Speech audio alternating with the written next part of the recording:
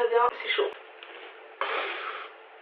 J'entends des tac tac. J'ai trop honte. Ouais, mais arrête, rigole pas, je m'en foutrais toute ma vie. Et c'est la première fois que je voyais un autre humain que nous. Moi je pense qu'il est mort. Écoutez, cette histoire c'est une histoire de karma. Salut les gars, bienvenue sur la chaîne de KMVL. Aujourd'hui on se retrouve dans une vidéo avec Asialine, l'unique, l'iconique. Aujourd'hui, petite vidéo mukbang. Je crois que c'est le premier mukbang que je fais sur ma chaîne, non? Je sais plus, bref ça date de super longtemps. C'est, voilà, en ce moment je suis dans un mood à faire des concepts encore plus chill que d'habitude. Donc voilà, il pleut dehors, je peux pas sortir vous faire une vidéo, on fait un petit mukbang. C'est moi qui dis ce qu'on mange parce que c'est moi qui a fait. Donc...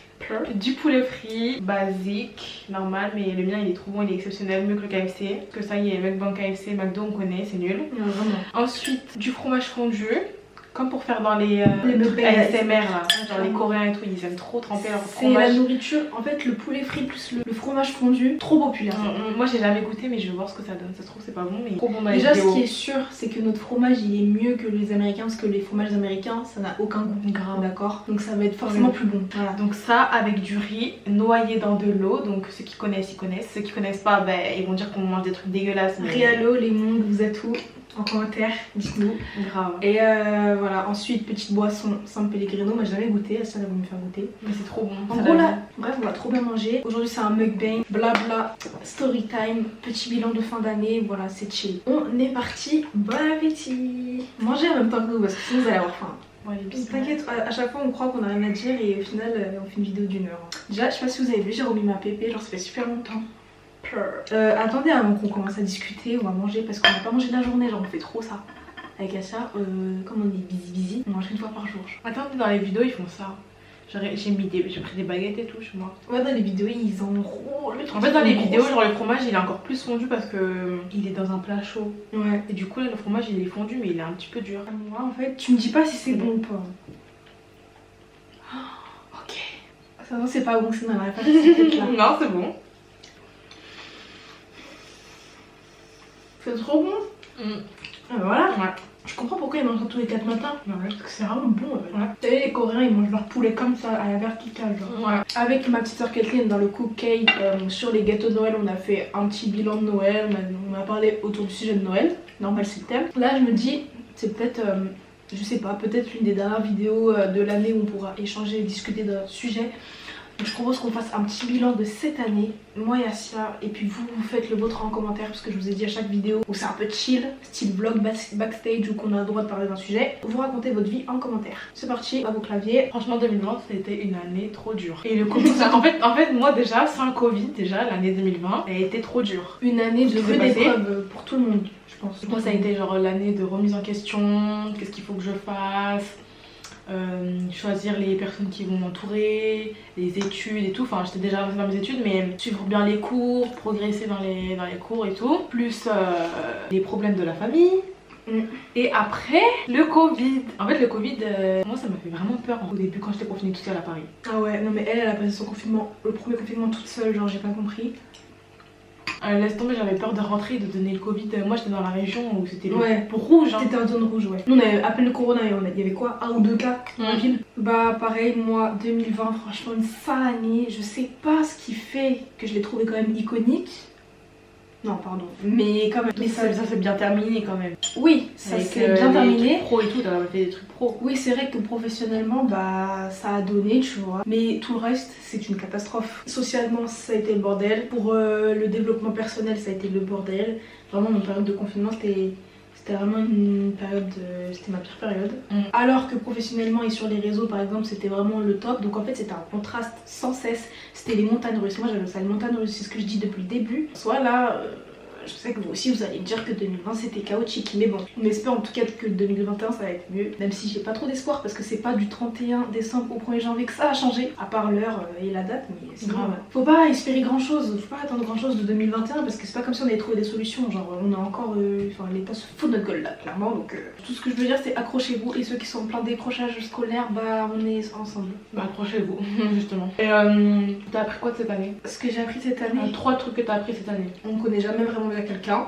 Je pense que les trucs que t'as appris tu vas me les dire, mais je pense que les trucs que t'as appris cette année c'est des trucs que tout le monde dit mais ça nous est jamais arrivé tu vois. Des leçons que tout le monde a appris ou devrait apprendre. Le temps que ça t'arrive pas à toi, tu te dis bon bah... Exactement. On ne connaît jamais bien quelqu'un. Deuxio, C'est pas parce que quelqu'un est un membre de ta famille que tu dois forcément le considérer comme tel. Ça c'est une chose vraie, ça fait mal à beaucoup de gens mais c'est vrai. Ton clan et le sang, ça ne veut rien dire. C'est vrai hein. Ouais c'est vrai. Deuxièmement et troisièmement pour ma part, j'ai fait un tri là dans mes relations sociales. Non pas qu'il y a des gens qui sont partis ou venus, même si c'est vrai en soi, mais l'estime s'avérait plus ou moins différente. Avant c'était tout le monde, c'était ma famille et mon entourage extérieur. Maintenant c'est ma famille, les gens que je considère pour de vrai et les autres là, ceux qui ont dégagé. Socialement on y voit plus clair, c'est ça que je veux dire. Genre même toi je pense que c'est la même chose en vrai. Moi socialement ça fait longtemps que je suis comme ça. De soit rajouter. Non. Petit bilan terminé, voilà. À vos claviers, vous aussi faites un bilan de cette année. Je veux que vous me disiez ce qui a été positif, parce que c'est sûr qu'il y a quelque chose qui est positif, même si c'est à rien du tout, en mode oui, j'ai appris à jouer ce morceau au piano ou j'en sais rien, tu vois. Faites ressentir du positif parce qu'on parle beaucoup du négatif, mais faut essayer de trouver une lueur d'espoir parce que sinon on crève le 31, c'est clair. Grave. Donc voilà. Il faut faire toujours un état des lieux. Donc dans l'état des lieux, normalement l'état des lieux c'est un truc pour que les choses négatives, tu vois. Mais non, là on adapte et tout, tu vois.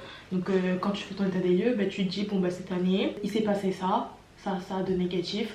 Mais pour pas trop chialer à la fin de ta liste parce qu'elle va être longue ma belle, eh ben, tu fais un mais, il s'est passé ça de bien. Et voilà. Et après là tu te dis bon bah soit t'es fière de toi, soit t'es pas fière de toi. Si t'es pas fière de toi, bah, tu changes. Bref, bilan terminé. Dites-vous qu'on serait pas là, le mukbang à la base je voulais le faire parce que je voulais raconter une histoire à Asia. C'est une histoire qui a juste un mini lien, ça n'a rien à voir, mais juste un tout petit lien avec l'histoire de Vegas. L'histoire qui a tant fait parler, une histoire qui a tellement fait parler sur les réseaux que ça m'a ravivé mes souvenirs et j'avais envie de partager une histoire que j'ai jamais dit à mes parents, que j'ai jamais dit à personne parce que j'ai toujours peur de me faire buter, voilà. Donc c'est le thème. Voilà, donc papa, maman, bonjour. Ça me voit un peu avant. Ouais, bois. Que je ressemble à ça là. Pas encore. Donc les amis, si vous avez un peu de jugeote, vous vous dites mais pourquoi ça a un rapport avec l'histoire de Vegas? Ce qui a marqué la toile c'était quoi? C'était la go là, bref. Donc, les sabots. Moi, les sabots, c'est pas la première fois que j'y ai vu. T'as vu? Autant vous dire que les sabots, j'en ai peur depuis bien avant l'histoire. Donc remontons 4 ans dans le 5 ans, 4 ans dans le passé, ah ouais, ça date. Et je devais avoir 12 ans. Ma petite soeur, elle en avait 6 ou 5, bref, elle était toute petite. Caitlyn, tu passes par là, et oui, je racontais cette histoire. Asia, elle est là pour écouter, et voilà. Ça aurait été grave drôle si Caitlyn elle aurait été là, parce qu'elle aurait pu agrémenter et au moins mettre son POV, son point de vue. Mais c'est pas grave. Le bail, c'est quoi? On habitait dans une campagne vendéenne. Big up, on bien. Et l'histoire c'est que en gros c'était notre maison, on a fait construire là-bas et c'était un nouveau lotissement avec des nouvelles maisons construites. Vous dites bien que dans un nouveau lotissement il y a grave de la verdure autour parce que les terrains ils sont en train de se construire. On habite là-bas et tout, on a emménagé depuis 1 an, etc. Ça, voilà, on habite là-bas et tout en famille. Et en fait en face de notre maison à nous, il y avait une autre maison qui nous séparait. Ce qui nous séparait de nous et la maison de nos voisins c'était un passage piéton. C'est vraiment ça en plus, il n'y avait que un passage piéton. Ouais. Il y avait un passage piéton entre la maison, notre maison et la maison de nos voisins. Et en fait, derrière la maison de nos voisins, c'est-à-dire que notre maison, un passage piéton et la maison des voisins, comme ça. Et après, le lotissement, il continue derrière et bref, voilà. Mais derrière la maison des voisins, il y avait un grand enclos. Il y avait un grand champ, un grand terrain d'herbe, de la verdure à la mort avec des forêts. Et même nous, carrément, on allait dans la forêt quand on était petits. Il y avait la cascade, mais il n'y avait plus d'eau. Et heureusement qu'il n'y avait plus d'eau, parce qu'imagine, il y avait de l'eau.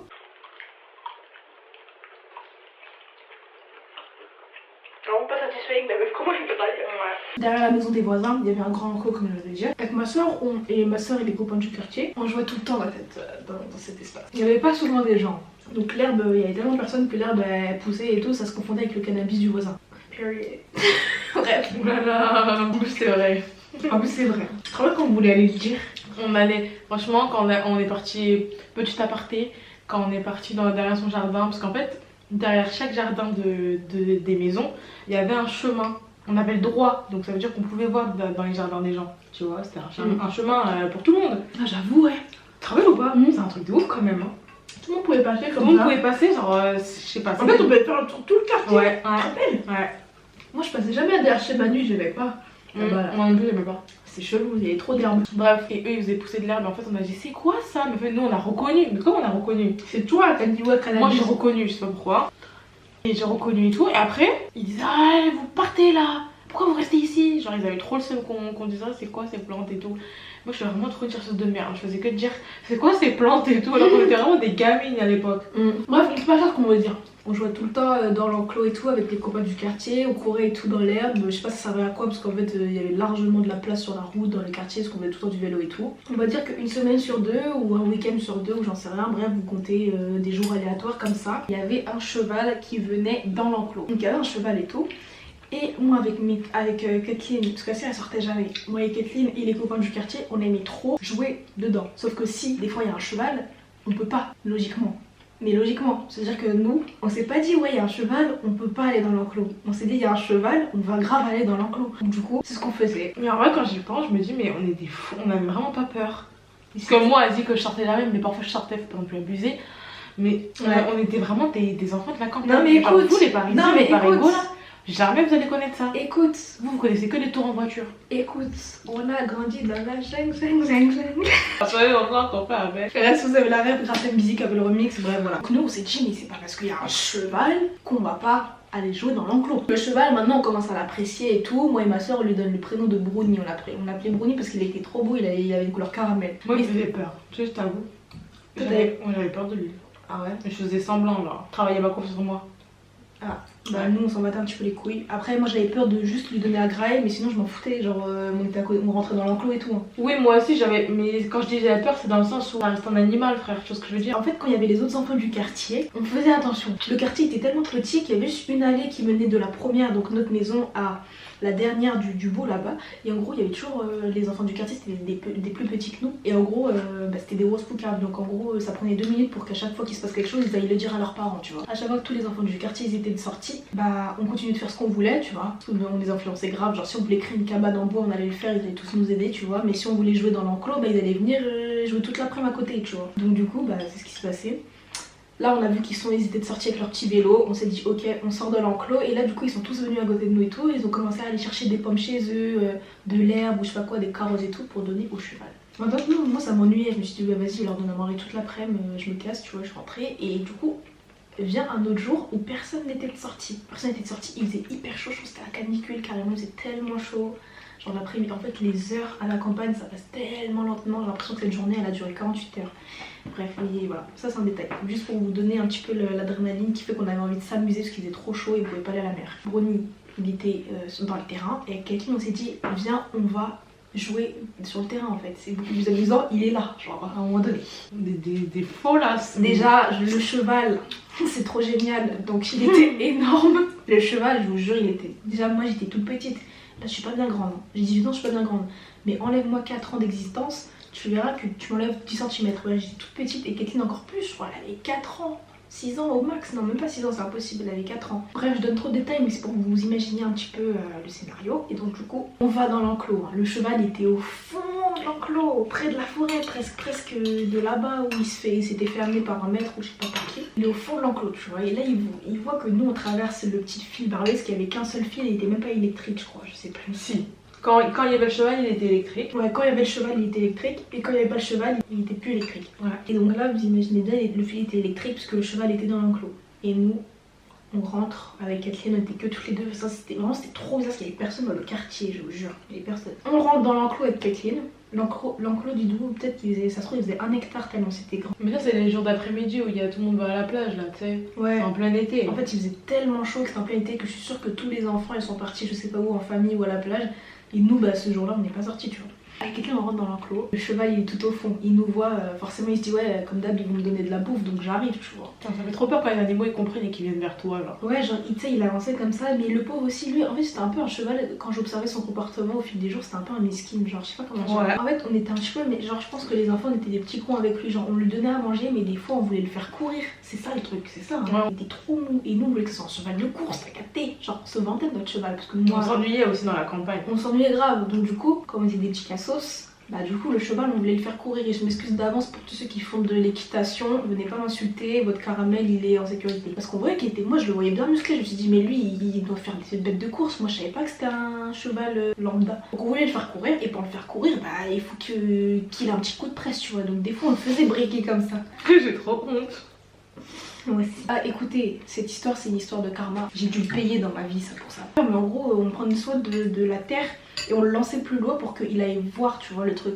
Mais je pense qu'à un moment donné, ça le faisait peur. Et même, on avait une pomme, je me rappelle, je la lançais un peu plus loin pour qu'il, tu vois, il a un peu peur. Alors on courait vers lui. Ouais. Et quand on courait vers lui, il avait peur de nous. Le fait étant que, comme c'était il était pas en confiance, il avait un peu peur. Le truc, c'est qu'il courait vraiment. Et on a fait ça plusieurs fois, genre 3-4 fois. Sauf qu'à un moment, le cheval, il arrêtait de revenir vers nous, tu vois. Ouais. Mais nous, à un moment, on est rentré dans l'enclos et on s'est dit, vas-y, viens, on regarde. Parce qu'en fait, moi, j'étais fascinée. Vous voyez, là, j'ai une pépé. Quand j'étais petite, je vais bien dire à Kathleen, ouais, regarde, pour tes Barbie, la queue du cheval et tout, regarde comment elle est lisse et tout. Parce qu'il était de dos, il était reparti dans le fond, tu vois. Parce qu'on l'avait saoulé, le cheval. Moi, j'ai fini de manger, je vais manger ça. Bref, moi je lui ai jamais rien fait au cheval parce qu'au final on avait quand même peur de lui, donc voilà, il n'y a pas eu de maltraitance animale pendant cette période. Je vous préviens, c'est chaud. J'entends des tac tac. On s'est dit mais c'est nul, on se fait chier et tout. Du coup on a voulu, comme je disais, les pépés tout ça, j'ai dit, on voulait montrer à Kathleen l'arrière de la queue du cheval. Parce qu'il avait il avait longue queue tout traite comme ça. Je me suis dit mais pour tes Barbies c'est ouf et tout, viens on observe, tu vois. Bref, je sais pas ce qui a fait qu'on est reparti, mais on est reparti. Et j'étais avec Kathleen et tout, et le problème c'est que du coup le cheval en nous voyant arriver, pourtant le truc que je vous ai dit était hyper grand, mais il nous a senti arriver quand même de très très loin. Là c'est pas je vois, le cheval il commence à paniquer, il fait ça là, il commence à courir dans tous les sens.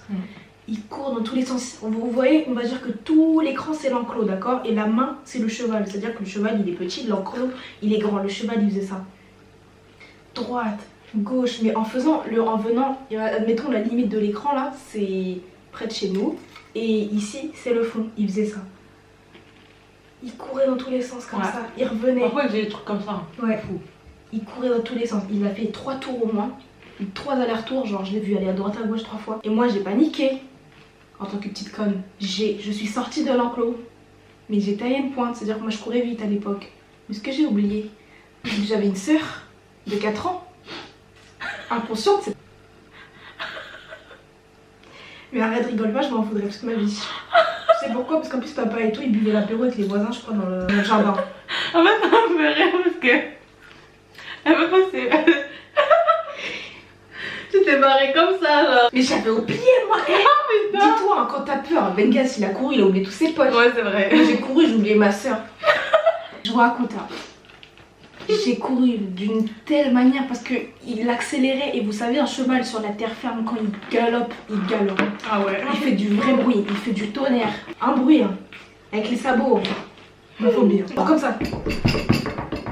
Oh là là, j'ai fait non, c'est mort. Du coup j'ai commencé à courir et tout et je suis passée en dessous de la truc électrique, et pour moi, une fois qu'il était sortir de l'enclos 2 cm derrière le fil, c'était bon. Je cours comme ça, je sors comme ça. J'ai une sœur, merde. Du coup, je sais pas, plutôt quand tu t'es retournée, t'as vu Kathleen là-bas. Je me suis retournée, j'ai vu Kathleen là-bas. Ouais. Et Kathleen, c'était pas elle était en train de courir, la pauvre et tout. Elle était tombée. Arrête de rigoler. Arrête de rigoler, c'est pas drôle. Parce que l'histoire que j'avais jamais entendue. Ah bon? Je te jure. Je te l'ai raconté, frère. Oui, mais à l'époque, ça fait hyper longtemps. Moi, je me rappelle plus de l'histoire. Moi, je pense ça d'une manière ironique parce que c'est mes sœurs, ça me fait rire. Ouais, mais ce serait un bébé, t'aurais dit, mais c'est inconscient. Bref, Kathleen, elle était tombée. Là, je rigole pas. Là, c'est vraiment le pire moment. Non seulement... Comme dans les films, il n'y a pas à tomber à un moment donné, il faut courir. Mais c'est ça aussi, ça m'a fait Mais quand il s'agit de jouer avec le cheval toute la journée, elle tombe jamais. Mais là, le cheval il s'énerve, ça y est, elle tombe. Récent. Moi j'étais hors de l'enclos. Sauf que nous, quand on est parti chercher le cheval pour regarder sa queue, c'était au milieu, en tout cas bien loin du fil. Donc, du coup, quand je me suis retournée, elle était tombée sur le ventre et le cheval il arrivait au galop. J'ai crié Kathleen, je pouvais rien faire, j'avais trop peur. Tous les jours. Ouais, donc t'es restée comme ça. Ouais, je en mode je fais quoi, j'y vais, mais. Je suis restée comme ça en fait. Ouais, à regarder la scène. Moi, quand j'étais petite, j'avais tout le temps des comportements comme ça. Mais j'étais une grosse merde, moi j'avais 8 ans, je voulais que je fasse quoi? Il était trop vénère le cheval. J'étais pas là, mais moi le comportement du cheval, je le connais. Quand il était vénère, truc de. Ah, on le connaît. Peur, énervé, je sais pas, il voulait faire quoi, il voulait prouver quoi à qui, mais là pour le coup, il a vraiment tapé sa meilleure course, il aurait gagné. Bref, on se remet en situation, on sait pas trop. Là, j'étais derrière la barrière, les yeux écarquillés comme ça, en panique, je tremblais à ma mère. Et ma petite soeur, elle était plusieurs mètres, on va dire une 50aine de mètres dans l'enclos. avec le cheval qui arrivait à toute vitesse, il faisait ses tours comme ça. Mais là il était là et ma petite soeur était au milieu, il revenait par devant et à un moment il arrive vers ma soeur, il arrive à 2 mètres de ma soeur. Elle, ça fait 1 heure, elle a mangé par terre la meuf. Et quelqu'un, je sais pas ce qu'elle fait, je pense qu'elle s'est mis comme ça au moment même. Elle est trop bête, elle est trop capable de faire des trucs comme ça. Mais après c'est un bébé frère, à 4 ans tu fais quoi? Tu fais quoi à 4 ans? Tu te relèves et tu marches frère. Ben non, bref ça fait 3 fois que je refais la scène mais le cheval. Et là il arrive, il est à 2 mètres de ma soeur, vous savez ce qu'il fait? Déjà il était tout près d'elle, hein. Je vous jure j'ai vraiment eu la peur de ma vie. J'étais plus myope que myope ce jour-là, genre mes yeux j'arrivais même pas bien à voir. Le cheval il arrive près de ma soeur, regarde, je l'ai mis son comportement, il fait ça. Il fait des pieds sur place, après il fait... Il est comme ça, comme si toi t'étais Kathleen. Il est au-dessus d'elle quand je dis au-dessus d'elle. Hein. Dis-toi, les 2 pattes du cheval, il était au-dessus de Kathleen. Et en fait, ses pieds ils étaient collés à Kathleen, ses pattes arrière elles étaient collées à Kathleen, donc on va dire 1 mètre. Et comme le cheval il fait 2 mètres. Mais arrête de rigoler, frère, c'est la pire scène. Et les 2. En fait, je rigole parce que ça a l'air nerveux, ça me choque. Et après, du coup, il a fait ça. Et après il est tombé derrière elle, pas devant, derrière elle. Moi je voyais pas donc je pensais qu'il allait l'écraser sur sa tête, clairement. Et un cheval, dites-vous, ça fait 500 kg, hein, un cheval. Elle serait morte, hein. Elle serait morte. Franchement, elle serait morte, hein. Là, c'est pas drôle la part. Je vois que quand il fait ça, tu vois, il s'oriente pour retomber à côté, parce que sinon il allait l'écraser ici. Ouais. Mais je crois qu'il était pas bête, il savait très bien qu'il allait la tuer. Ouais, et en fait, quand j'ai vu le cheval faire ça, genre, quand il a reposé ses pattes, j'ai eu la peur de ma vie parce que je me suis dit, mais ouais, c'est quand même à côté, tu vois. Mais il s'est mis à côté et après, il a vite déguerpi, il a continué à faire son tour et après, il est reparti au fond. Et là, j'ai crié hein, et tout. Et Kathleen, je sais plus ce que j'ai fait, j'ai oublié, mais je pense que j'ai toujours pas été la chercher. Je pense que c'est elle qui est venue en fait, c'est elle qui est sortie. C'est sûr. C'est sûr. Non, c'est sûr que t'es pas partie. Je suis pas partie. Parce que Kélia, elle a attendu près du fil électrique comme ça. Après. Comme ça, comme une guignole.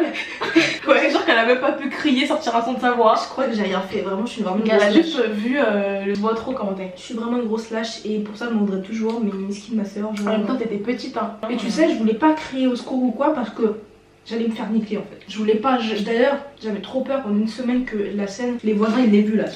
Ceux qui plantaient le cannabis, ils avaient une belle vitrine qui donnait sur le champ. Il y avait notre maison, la route, une maison en face de ceux qui avaient le cannabis et là il y avait le champ.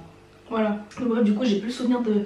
Je suis sûre et certaine que j'ai pas aidé ma soeur. Et du coup, après, elle s'est relevée et elle a couru, tu vois, elle a fini de gambader hors du truc. Et j'étais en mode, mais pourquoi t'es tombée? Pourquoi t'es tombée hein, meuf? T'as juste pas su l'aider. Hein, bref. Pourquoi t'es tombée Anna? Mais je sais pas, j'ai eu peur, j'ai couru et tout. Non, bref, elle m'a raconté. Et après, j'ai vite voulu oublier, donc j'ai abrégé à la mort alors qu'il venait de se passer un truc de ouf. Et après, du coup, je crois qu'on a continué à jouer, mais sur le goudron, du coup. Plus dans l'enclos quoi. Et à partir de là, on n'est plus jamais retourné dans l'enclos. Oh, et du coup, quand je suis rentrée, bah, je l'ai dit à Asia, tu vois, et je lui ai dit de pas dire à mon père. Donc là, si mes parents ils voient, ils vont voir que. Franchement, j'ai pas balance. Hein. Parce que je savais que ma soeur elle allait se faire défoncer. Je savais, mais je savais. Moi, je me rappelle maintenant que tu racontes l'histoire. Et que maintenant que je me remémore que j'étais pas là, quand tu me l'avais dit, je sais que j'étais engueulée genre. Et je me rappelle aussi que dans ma tête, j'imaginais la scène et tout, le cheval, nanana. Et je me suis dit, mais en fait, Kélia c'est un bébé. Déjà, Kélia à l'époque, je la trouvais. C'est vrai que moi je me sentais petite aussi. Non, mais Kélia c'était vraiment une gamine. Quand je me dis que c'est une gamine, t'avais quel âge? T'avais 8 ans, mais c'est comme si t'avais 3, c'est comme si t'avais 5 ans pour moi. En fait, j'étais en CM1 donc j'avais 9. Donc, pardon. Elle avait 9 ans, mais Kélia c'est une gamine. Déjà que là, elle a 18 ans, ma soeur, et je la prends pour un bébé, parce que pour moi ça en est un. Mes parents c'est pareil, ils la prennent pour un bébé, tout le monde pareil, il la prend pour un bébé. À l'époque, c'était le même ressenti. Donc moi, je suis sa grande soeur et tout. Et quand j'imagine dans ma tête qu'il y avait ma soeur de bébé avec un autre mini bébé, limite un nouveau-né qui était Kathleen, tu vois ce que je veux dire? Je me suis dit, mais c'est une dinguerie, genre les meufs elles ont dû faire un truc de fou. Elles ont failli mourir toutes les deux. Parce que moi j'ai imaginé que Kélia, elle s'est fait. Enfin, que Kathleen elle s'était fait écraser, entre guillemets, mais que Kélia aussi, parce que du coup elle était avec elle. Du coup je l'ai engueulée, je me suis dit, mais elle aurait pu mourir bêtement, ou elle est à l'hôpital bêtement. J'ai imaginé dans ma tête que. Moi j'imagine le truc qui va se passer, genre, avec du sang et tout. Laisse tomber, frère. Une vie de provinciale. Du coup, voilà. Petite anecdote, si vous avez des nouvelles du cheval, moi je pense qu'il est mort.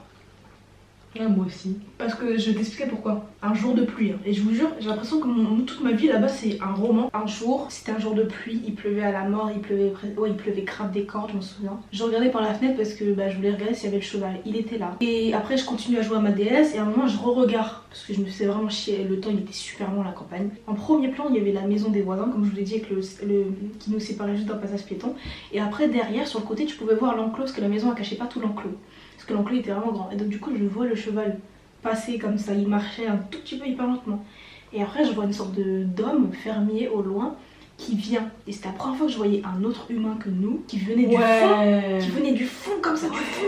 Ouais, faut savoir qu'au fond, après l'hectare, l'enclos et une sorte de forêt, il y avait des entreprises, c'est sûr et certain, parce que ce jour-là il y avait un monsieur qui est venu, genre il avait même un chapeau, j'arrive pas à imaginer, mais imaginez-vous que c'était limite en noir et blanc tellement qu'il y avait du brouillard et plein, et il pleuvait des cordes.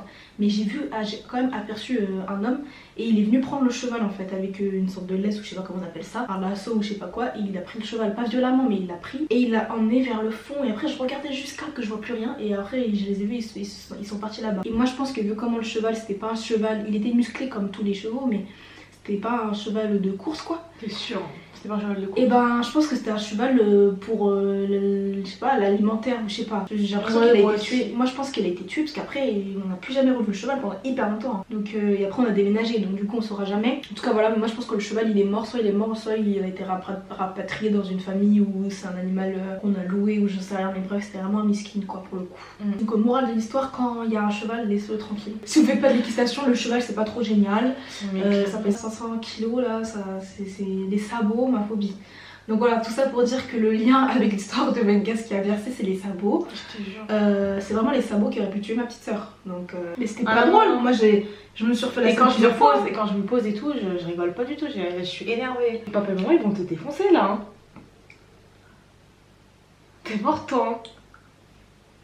On l'a échappé belle. Vraiment la morale de l'histoire, c'est que j'ai vu la vie défiler et que la vie elle tient qu'à un fil, d'accord? Parce que moi j'étais derrière le fil. D'accord. J'étais derrière le fil conducteur de l'histoire, qui est la limite. En fait, c'est-à-dire qu'on a vraiment dépassé les limites. C'est ça ce que je veux dire. C'est ça, c'est vraiment un signe. Et à ce moment-là, je vous jure que j'ai vraiment voulu que ce soit moi à la place de quelqu'un, parce que je me dis, mais non, wesh, mais non. C'est une petite portion la meuf, genre, c'est rien. Autant que ce soit moi. Mais on a appris de nos erreurs, on n'a plus jamais été rejoués. Donc voilà, ça pour dire que les sabots, les chevaux, tout ça, c'est. J'en ai ma claque, moi, les histoires qui font peur, les chevaux, c'est pour ça. Les chevaux, en plus, c'est nul, hein. Franchement, les chevaux.